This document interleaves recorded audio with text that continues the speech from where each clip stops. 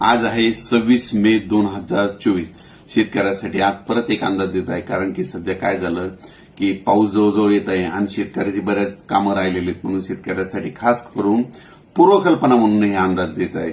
शेतकऱ्याला सांगू इच्छितो की बंगालच्या अंदमान निकोबार बेटावर 22 मे रोजी मान्सून चांगला सक्रिय झाला आणि सक्रिय झाल्याच्या नंतर चांगला समुद्र व्यापून टाकला. पण चक्रीवादळ झाल्याच्या नंतर काय झालं की त्यानं बाष्प थोडं ओढून घेतल्याच्या नंतर थोडा तो कमजोर होईल, पण परंतु 30 आणि 31 तारखेला मात्र परत पुन्हा सक्रिय होणार आहे आणि त्याच्यामुळे राज्यात महाराष्ट्रामध्ये परत मान्सूनसाठी चांगलं पोषक वातावरण तयार होणार आहे.